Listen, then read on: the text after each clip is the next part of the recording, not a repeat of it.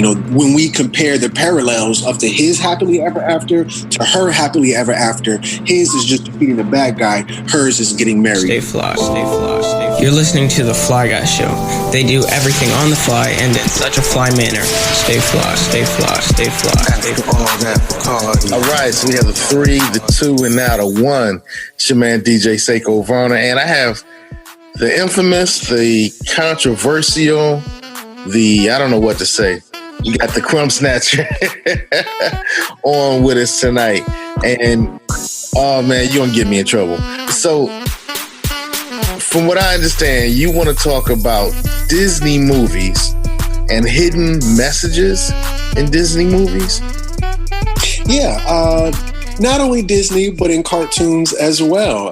There was a lot of cartoons back in the day that had a lot of innuendos in them. Okay.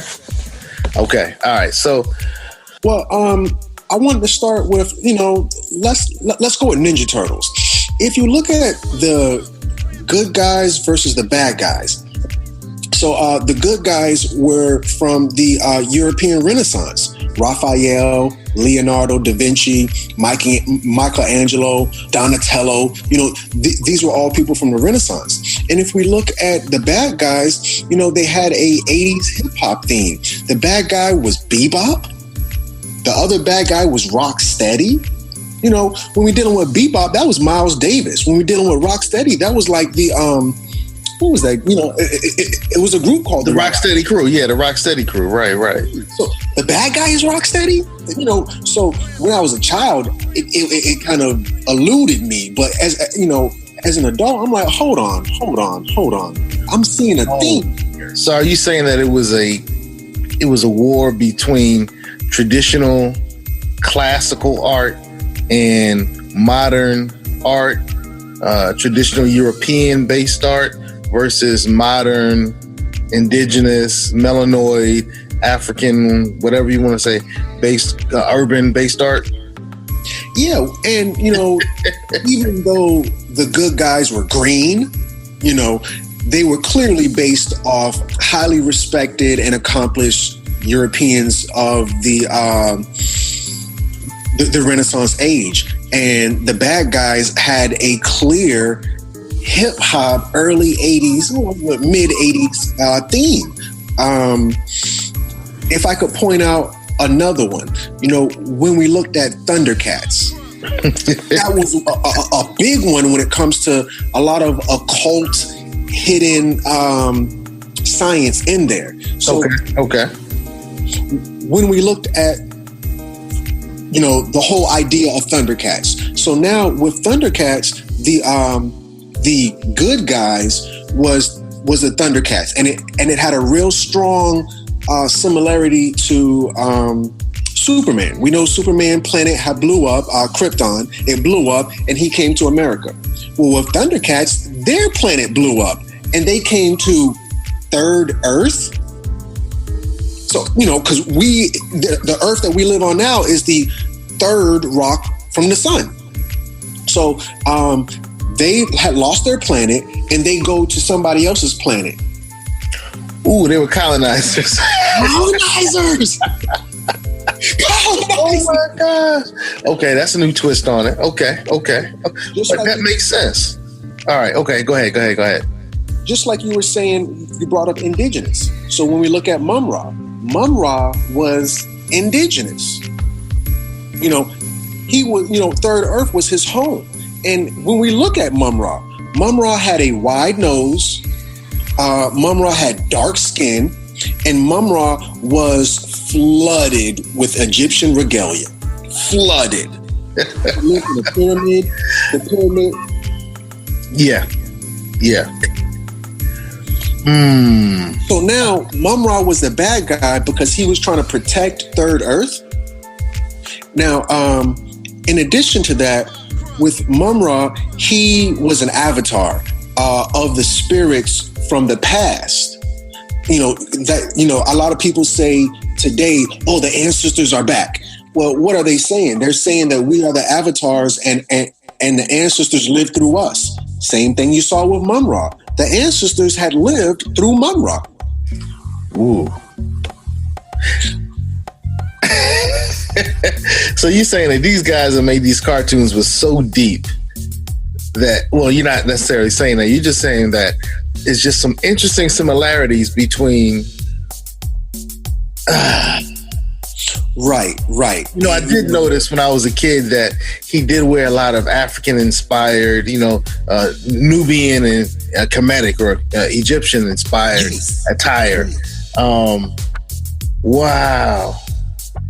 A lot of and in terms of the Egyptian theme that they had, remember that the lion's lair had oddly resembled the Sphinx. Yeah, it really looked like the Sphinx. Mm-hmm. So Mun-Ra, he lived in a pyramid. He slept in a sarcophagus. He channeled the energy of his ancestors, and he was a protector. What was another one? Now, there were some bad guys who were kind of like minions under Mun-Ra. Now, there was Jackalman, Slith or Slythe, however you pronounce his name, and there was a Jackal, there was Vulture Man. Mm-hmm. If we look at these minions, they were all African-based animals. The jackal is indigenous to Africa. Ooh. Vulture was indigenous to Africa, and Slythe was a reptilian. I didn't mean to do anything. That's my wedding finger. He was a reptilian. Now, if you go back and watch that cartoon, the Vulture Man didn't talk to Mun-Ra. The Jackal Man didn't talk to Mun-Ra. The only one who talked to Mun-Ra was the reptilian. And when you're like, all right, Crumb, where are you going with this? When we look at the ancestors, they wore a serpent on their head. So the minion that was closest to Mun-Ra was the reptilian. What was another one? If I could veer away from Thundercats just a tad bit, because we did say that we want to talk about Disney.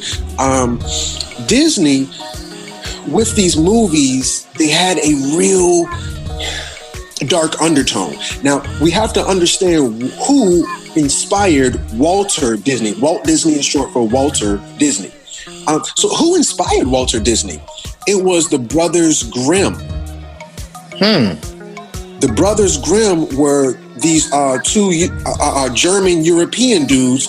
They didn't write the stories. They went all throughout Europe. And they collected them. They collected the stories. Okay, right. So Walter Disney got his hands on those stories and he sanitized them, so to speak. So when we look at stories like Beauty and the Beast. Okay. When we're looking at Beauty and the Beast, there's a really dark undertone to this movie.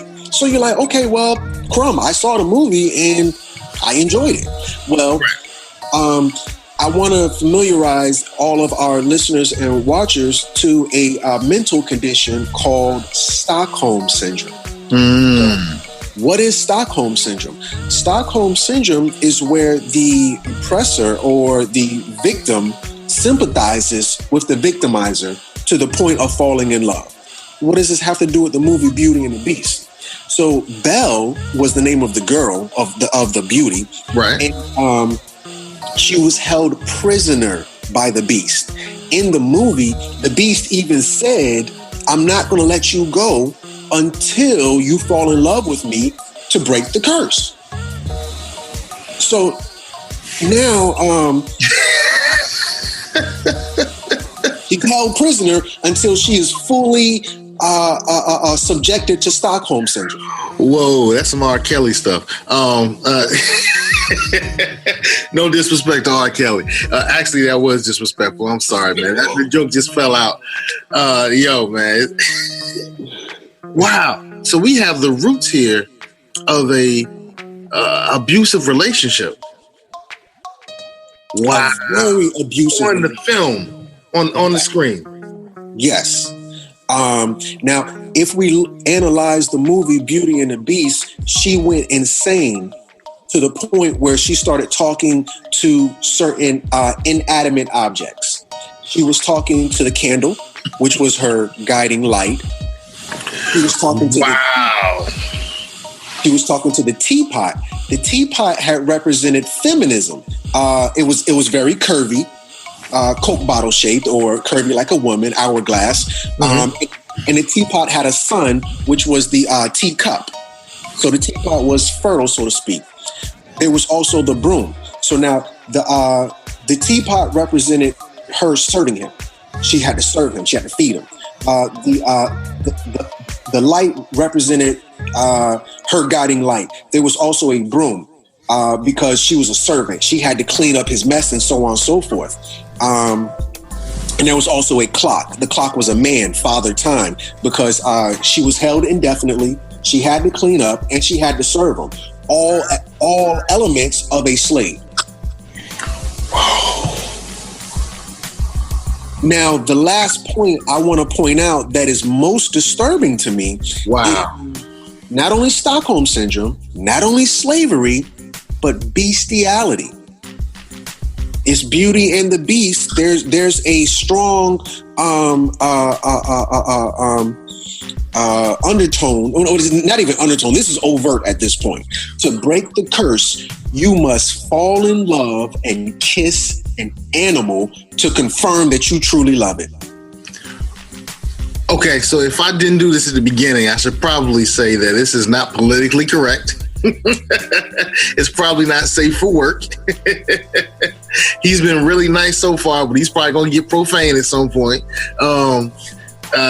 Yeah, this is one of those podcasts where you really need to make sure that the right people are listening and the wrong people are not listening. All right.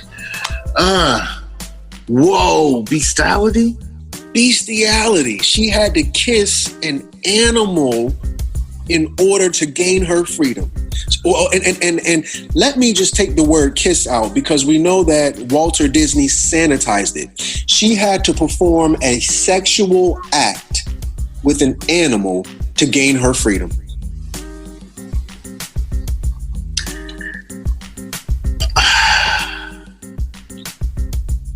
So, just putting it within that synopsis paints the whole picture within a different light, to where they've romanticized slavery. They've romanticized a mental condition of oppression. They've romanticized falling in love with an animal. And, I don't want to harp too much on that particular cartoon or movie, but, this is a Disney classic. So now when I look at the Me Too movement, and I look at what you just shared with us, years ago, things were set in place for women to accept certain stratas and places in society based upon what they were exposed to. So now we have women saying, I can't leave, I couldn't leave, I felt trapped, I felt coerced into having, Tom Brokaw just got accused of doing a whole lot of sexual misconduct. Wow. Art imitates life. So what are we grooming our young ladies for? And that's a sad reality. Now, in terms of grooming our young ladies, when I was a kid, my happily ever after was defeating the bad guy. Mm-hmm. For our girls, their happily ever after automatically ends by marrying a man. You cannot be happy. You cannot be complete. You cannot be a hero. You cannot get your happily ever after until you marry a man. Not saying anything's wrong with marriage, but, there was never that connection with the Ninja Turtles. The Ninja Turtles beat the bad guy, they win. Like with Cinderella, she got away from her. Wait, was it Cinderella, the one who had the slipper? That was Cinderella, right? Or was that Snow White? I can't remember. I think Snow White was with the seven dwarfs. Cinderella. It was Cinderella. Okay, all right. So, wow. So Cinderella gets away from a bad home life, but that's not her marrying up. Her savior. You're absolutely right. My apology, not to cut your wisdom. She her happily ever after didn't end with her just getting away from her abusive stepmother, her wicked stepsisters. Her savior was a man. She had to get married almost all the time. I don't care what movie it is, Snow White, Cinderella, The Princess and the Frog, or whatever that movie was called. For them to have their happily ever after, they had to get married to a man. No other way could they. Rapunzel's savior had, was somebody, who she had to marry. She, or matter of fact, let me think of another movie that, like Thundercats. When the Thundercats, their happily ever after was just defeating the bad guy. It was not based off them subjecting themselves to be, I've got to marry this person in order to have my happy ending. Whoa, yeah. So we're giving very different messages, but I wonder if that's natural for women and men to respond to different energies. And and if that's the case, nothing's wrong with that. However, our women need to know that they can be successful, they can be complete without having to have to marry a man. You can have a happy ending by just defeating the bad guy or defeating, whatever the opposition is. You have to get married in order to have a happy ending. Okay. All right. Give me some more juice, man. Give me some more. What are some of the other movies or cartoons that had those type of messages in it? Because those are things I never picked up. I'm sure some of the feminists on steroids are picking up on this stuff as well. You know what I'm talking about. Shape Butter Twitter. Them sisters. One of them sisters has a good podcast I used to listen to. The Black Joy Mixtape. Them sisters, they probably have picked up on stuff like this. Okay. I gotta check that out. Black Joy Mixtape. I may sound somewhat of a feminist in that regard because, they're like, oh, well, ain't nothing wrong with a woman getting married. And I'm not saying that at all. That, some people have often confused, a lot of people have often accused me of being a feminist, but I'm not. I'm just saying that, when we compare the parallels of to his happily ever after to her happily ever after, his is just defeating the bad guy, hers is getting married. For her to defeat her bad guy, she has to have her savior. But you know what? I'm wondering though, if the message is for women to feel happy, they have to have a significant relationship. And for men to feel happy, they have to have a significant accomplishment. Ooh. So, yeah.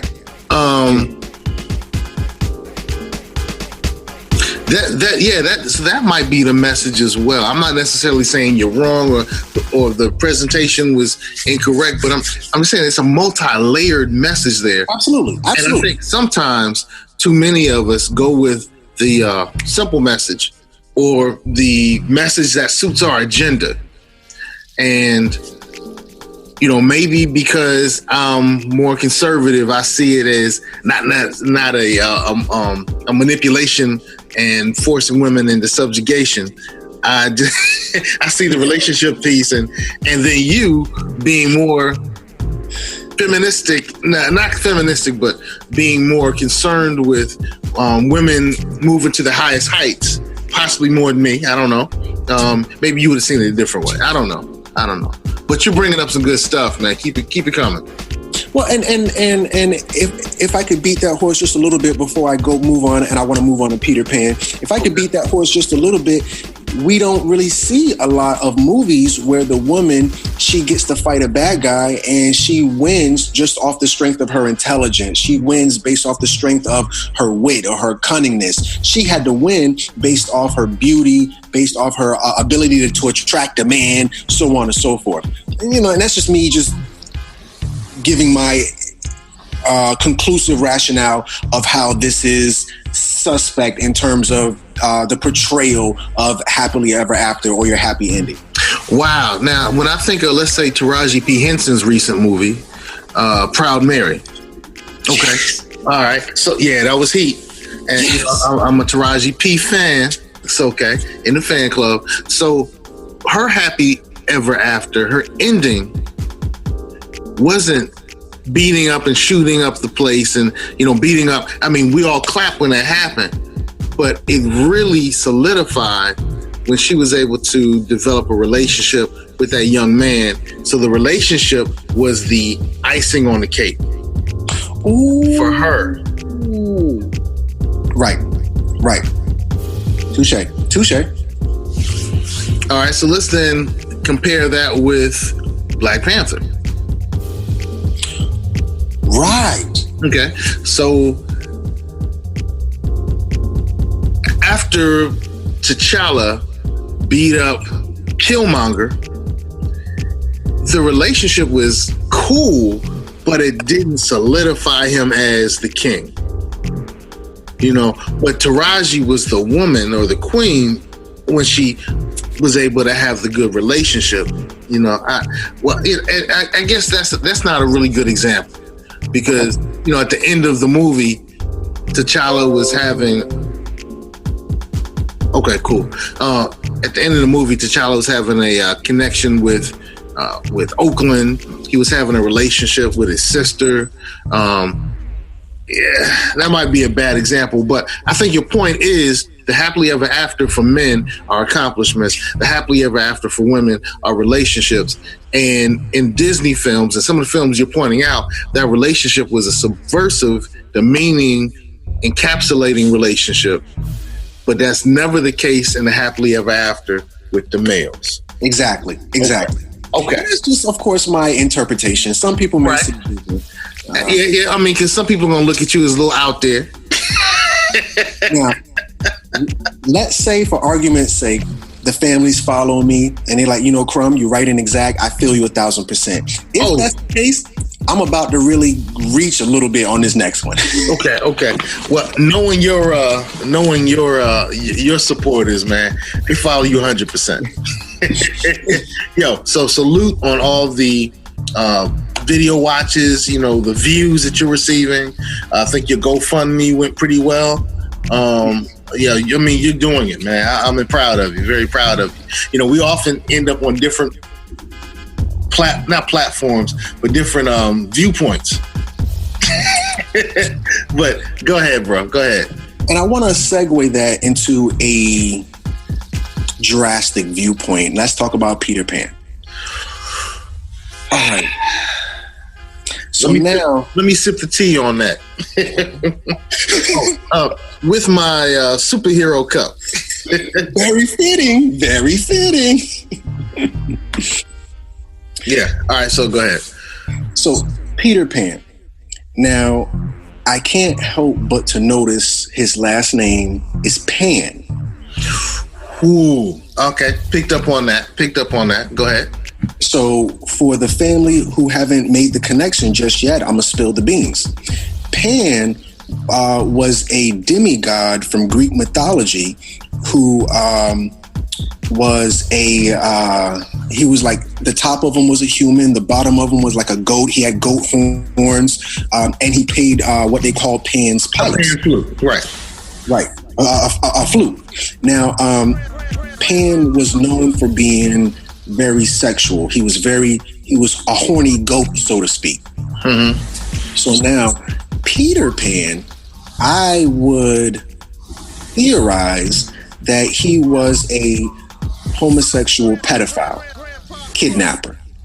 Peter Pan would kidnap children and take them to Never Never Land. And upon puberty, he would off them. The first child to ever get away from Peter Pan was Captain Hook, who did escape, but not without losing his hand in the process. Captain Hook not only escaped, but he pulled a Harriet Tubman where he goes back and saves other children. These children have the ability to mature, and they are on Captain Hook's ship, and they go on an unthinkable mission to escape Never Never Land. Now, Captain Hook wasn't afraid of Peter Pan because he had defeated him several times over. However, if we look at the movie, Captain Hook was afraid of the alligator, not because it was a beast, but because it had a clock inside. Now, we must remember, in Never Never Land, nobody gets old. That's what Peter Pan told you, but he was a liar. People do get old because we see Captain Hook there. So clearly they get old. So now Captain Hook is proof that Peter Pan lied to saying, oh, nobody gets old. We don't grow in Never Never Land. Mm-hmm. If you don't grow in Never Never Land, how is Captain Hook an adult? Captain Hook was a child, because you can only get to Never Never Land with Peter Pan initiating you. So clearly Captain Hook got there when he was a child. Clearly Peter Pan was lying because Captain Hook is an adult and there's plenty of adults on his boat. Now, Captain Hook was afraid of the clock because time was getting away from Hook. Because we're dealing with symbology. You know, it wasn't...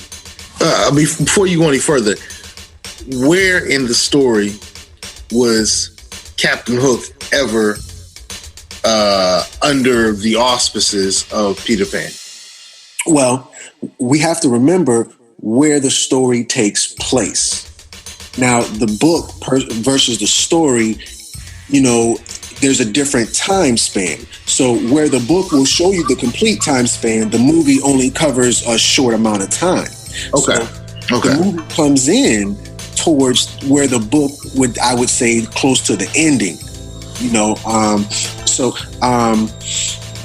if I can get away from the book, from the movie just a little bit and not analyze the book, but analyze the author. Because Peter Pan was not written by Brothers Grimm. Peter Pan was written by a homosexual pedophile person over in Europe. This was a boy. This was a man. When he was 12, his older brother had died. I think he drowned in a lake or something like that. The mother had developed some type of, she kind of lost it. Now, this is the author of the original book that the movie was based off, since we're talking about the book now. So the author, his mother would dress him up in his brother's clothes so that, you know, she could feel a connection to her lost son, which you would have to understand what type of psychological ramifications would that have on this child. You're wearing your dead brother's clothes? That's a little creepy, Mom. Wow. So now this boy, who's the author of the movie, of the book Peter Pan, he grows up. And when he grows up, he has this relationship with his family. And the family has 3 sons. And the youngest son, his name is Peter. This is in real life. This is not the movie. This is in real life. This story motivated Walter Disney to make this movie. So now, the author of the book Peter Pan, he has this relationship, and this family is not his family. They're no blood to him. They're just, you know, people he knows. So he develops a peculiar and somewhat disgusting relationship with the boys. And there are letters that are still available where he wrote to the boys. And if you review these letters, they seem a little bit too personal, you know. Because he's not any blood to them, he's not any relation. So his affinity with these 3 boys, especially the youngest, whose name is Peter, is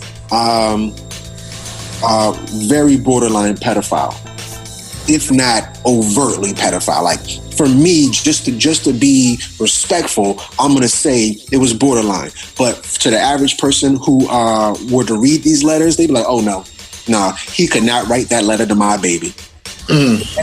Excuse me. You already know I'm coming out with it. It's gonna happen. If that nigga would have write that letter to my baby, nah, lock his ass clean, put his ass under the jail. Something wrong with his ass. So now this story, this book, and the backstory motivates Walter Disney to make this movie.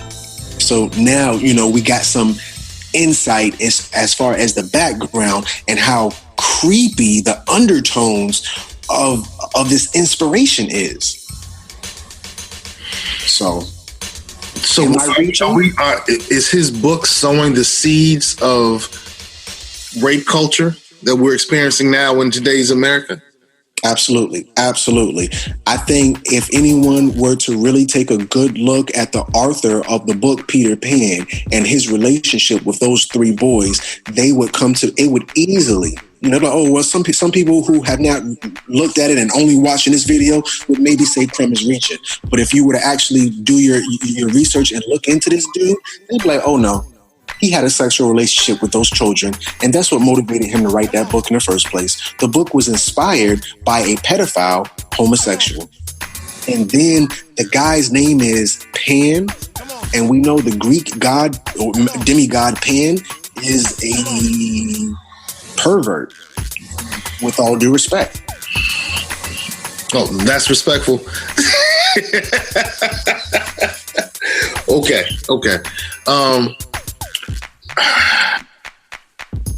Wow. So, wow. Okay. And if I could bring this up, now, if I haven't lost the people, I think I'm about to lose them with this next point. It's important to note that a lot of conspiracy theorists, because, I don't call myself a conspiracy theorist, but some people may call me that, and I'll take it. I'll take it. So now, Walter Disney was suspended in animation. I don't know, that's what people say. He was suspended. They call it cryogenics. They had freezed him in ice. Mm-hmm. This is what people say. There's no evidence. I don't have any evidence, but I've heard through the grapevine, take this with a grain of salt to all of the listeners, he was suspended in animation and they froze him in ice or some type of, whatever. And they're waiting for technology to come and they'll thaw him out and reanimate Walter Disney. So, the guy who was famous for creating animation was suspended in animation. I find that to be very interesting. Another point I wanted to make. Walter Disney had a close relationship with Von Braun. I think I got to look his name up. Walter Disney Nazi. Matter of fact, can I share my screen real quick, brother? Share the screen. Okay, here we go. Share screen. And here we go. All right, can you see my screen? Yes. Are you familiar with Hitler's book? It was called Mein Kampf. Yes. Right. Now, there was a depiction of Donald Duck in a Nazi propaganda film displaying Walter's close affinity with Nazi Germany. A lot of people will tell you that Walter Disney was associated with Nazis and Hitler. Now, a lot of us may be familiar with Operation Paperclip. Let's just look this up really quickly. So, Operation Paperclip was a secret intelligence program that brought Nazi scientists to America. Now, which Nazi scientist was the most famous of them all? Hold on, Operation Paperclip, Von Braun.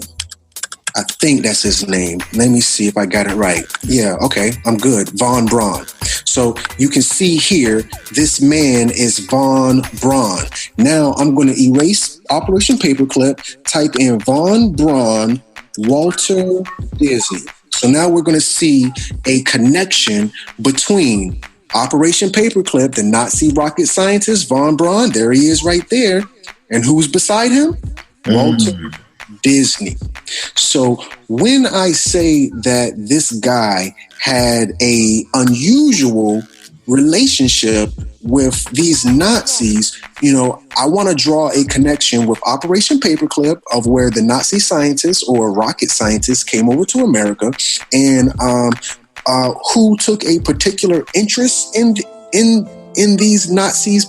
None other than what's this boy name? Walter Disney. So I think here's a meme. I've never read this. Bear with me. It says Walt Disney, an ex-head of NASA. Werner von Braun, both 33-degree Masons. Werner von Braun had met Walter Disney to enlist his help in faking the 1969 Apollo 11 moon landing. Space may be the final frontier, but it's made in a Hollywood basement. And it says Red Hot Chili Peppers. I think that was a line from one of their movies. Mm-hmm. And let me see one more point, and then I'm going to get back to Walter Disney. Von Braun on moon set. There he is. Von Braun, the Nazi rocket scientist, on the set of where it was supposedly that this moon landing was to take place at. A lot of people propose that this never happened. And if we take a deeper look into it, because Disney is where where dreams are made. So when they sell us a dream, we have to understand who's really behind it. Not only was it Nazis, but it was Walter Disney.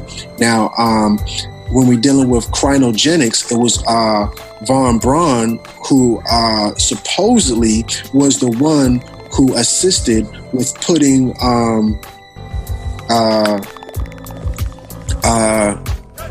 Walter Disney on ice. Putting Walter Disney in suspended animation. So when I say, there's a lot of funny business associated with Walter Disney, it's not just Beauty and the Beast, it's not just Peter Pan, and it's not just, these movies, that are anti-feminist, so to speak. But, there's a lot of, Walter Disney is really an enigma shrouded in mystery, covered in questions. There's a lot of, what was really going on with this dude. When we truly investigate, what his inspirations were, what his aspirations were. I'll let you, if you want to add anything to that. I'm learning. I'm just learning.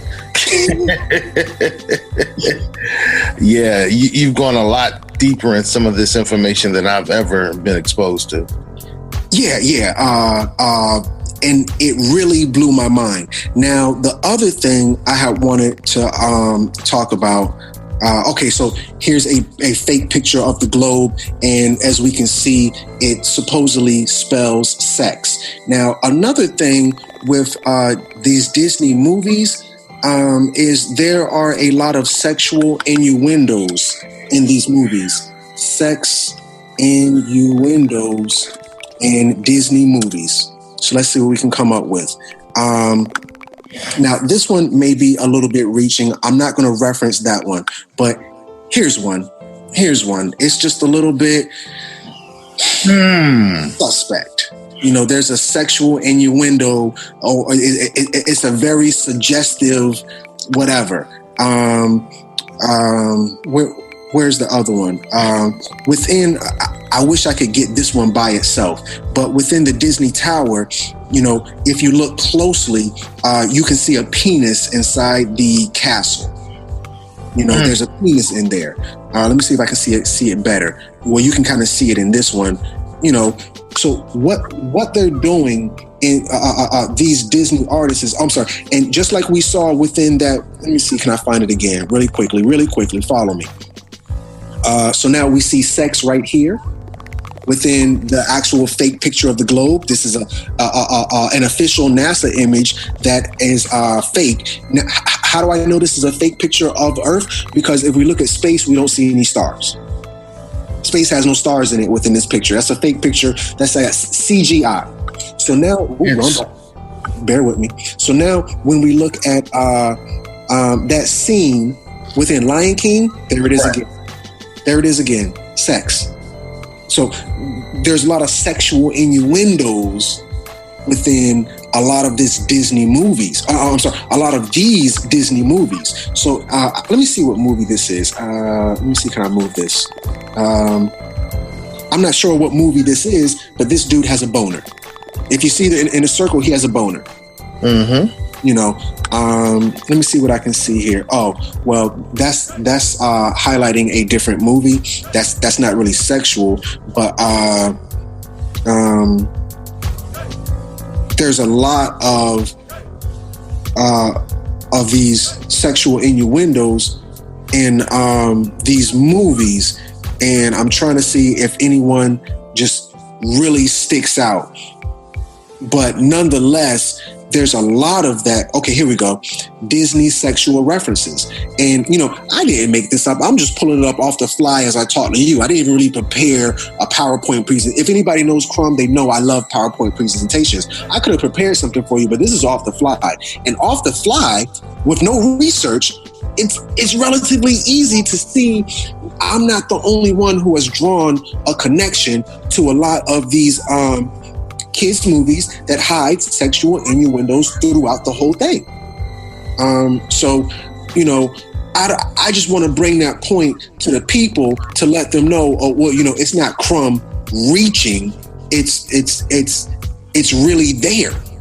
It's definitely there. I wish I could find some more, but nonetheless, you know, you get the picture. I'm gonna take it off a share. Give me 2 seconds because I want to, you know, bring it back to you and me. So, you know, wow, that's. What are we subjecting our children to, man? Are you familiar with Professor Griff? He was one of the members. Yeah. I know. We brought him down to Hampton Roads a couple of times. So maybe they're not familiar with Crumb. Maybe Crumb is not. You know, because some people, you got to have a degree, you got to have a name, you got to be popular. And Crumb may not just be that person that you're going to listen to. But if you go and go and research Professor Griff. Professor Griff does a lot of,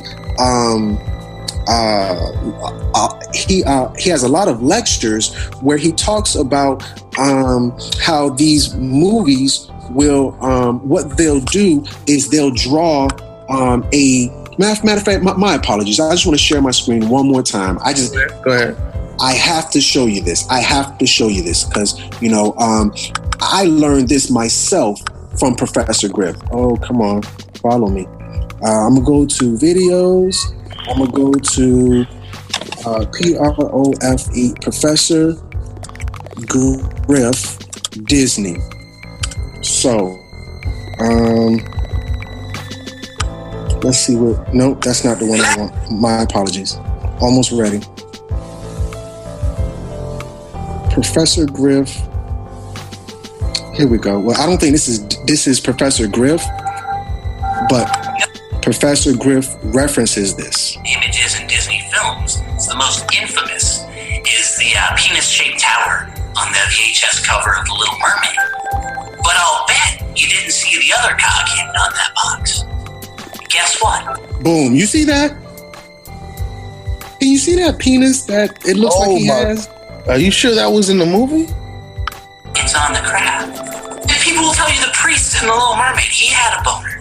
But how did everyone miss Dumbo's dick? The Lion King, you know, it spells sex in the sky. You know, that's debatable. But check out just a few frames later. You know, is that debatable? You know, there's no two ways about it. Disney's hiding dicks in their flicks. And most people don't catch them. It's very subtle. Do you see a penis right there, brother? I do. Okay, I just want to make sure. The way they sneak them in. And in every single Disney movie, I'm finding dicks. What I want to show you, I want to fast forward real quick. I'm going to turn the audio off. I'm just going to fast forward. So now what they'll do, as you can see here, they'll draw a penis and then they'll hide it in plain sight and draw the character. And this is going on, Professor Griff was the one who brought this to my attention. So there's a woman's vagina, and they're keeping drawing, they're drawing, and now they change it into something innocent. But what we must understand is that the subconscious mind, or what we call the third eye don't blink. The third eye is picking up on these sexual innuendos. The best place to hide something is in plain sight. So, though, we think, oh, that was just an innocent cartoon character. If you look closely, you'd be like, hold on. Is there a penis hiding in there? Is there a vagina hiding in there? So this guy who I've showed connections to Hitler. I've showed where, he's perpetuating Stockholm syndrome. He's perpetuating bestiality. He's hiding these sexually charged images inside the cartoons. Art imitates life. They're pushing these things, but what is the worst thing? They're pushing it on the kids. This is not Family Guy. This is not American Dad. This is geared towards your 4-year-old. Are you following me, family? This is the type of sick, evil genius that we're dealing with in terms of Hollywood, or what I like to call Hollyweird. These are some weird people who you and I couldn't conceive this type of thing because, we operate from a pure place. But when we're dealing with these people, this is what comes out of their psyche. Wow. It's disturbing at best. It's disturbing. All right, so we have 5 minutes left, brother. Okay. Bring us home. Well, with that said, in conclusion, Disney is a sick, demented, and twisted organization. It's a conglomerate. Keep in mind, Disney owns probably your trash company, and they're perpetuating a sick and vile agenda to our family at an adolescent stage. Keep in mind also, last point, Disney is the home of LGBT. The first gay parade was at Disney in Orlando. I didn't want to do a plug really quickly for myself. I am your brother Crumb Snatcher. I'm on Facebook, just Crumb Snatcher. I'm on Instagram, Crumb_Snatcher_, and I'm on YouTube.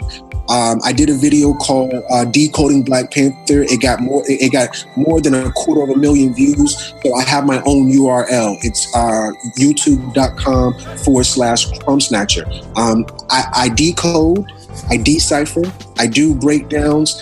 And as you have called me, I'm what did you say I was? Super conscious? It's like you're woke on steroids. Woke on steroids. Steroid woke, that's what I said. If you want to follow Crumb, what you should expect is woke on steroids. I'm just looking at everything we've seen, in terms of entertainment, in terms of real life, and just really looking to see if there's something behind it. A lot of people may not have put that connection there, even with the Nazis. So just to be mindful and to pay attention to what these people have put on this box that we call the TV. It is one of the most strongest and dangerous mediums that we're dealing with, and it's right inside of our home, and we have no idea at the extent that they've gone to make an impression on our children. Wow. You just taught me some new stuff today, brother. I picked up on some of the stuff, but the depth in which you went into it is admirable. I'm telling you, bro, I'm just blown away. So yeah, if you're interested in this super wokeness, this woke on steroids, drinking coffee type woke, Crumb Snatcher is the way to go. Thank you for being on the Fly Guy Show, man, where we discuss fly things in a fly manner on the fly. Stay fly. Stay fly. Stay fly. Stay fly. Stay fly. Stay fly. Stay fly. That's my way of saying peace. Oh man. Stay fly, stay fly, stay fly, stay fly, stay fly, stay fly, stay fly, stay fly, stay fly.